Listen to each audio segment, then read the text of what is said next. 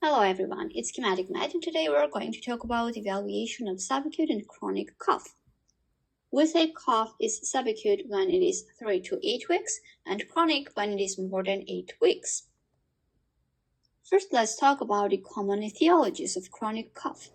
It can be upper airway disorders, for example, nasal postnasal drip, which is called upper airway cough syndrome, or chronic sinusitis, that is upper airway disorders.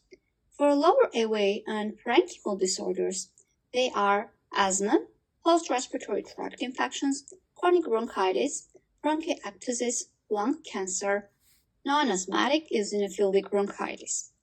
And there are some other causes. For example, it can be from GI tract, for example, gastroesophageal reflux and ACE inhibitor use.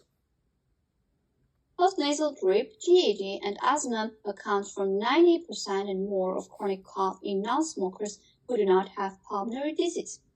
For patients with cough following upper respiratory infection, initial management is empiric treatment includes a oral first-generation antihistamines. For example, chlorpheniramine, or combined antihistamine decongestant, for example, brompheniramine and pseudoephedrine. And additionally, we need to evaluate and treat other causes. For example, if we suspect postnasal drip, we will give first-generation H1 blocker. If we suspect that the patient is taking an ACE inhibitor and the cough is connected to ACE inhibitors, we will stop them.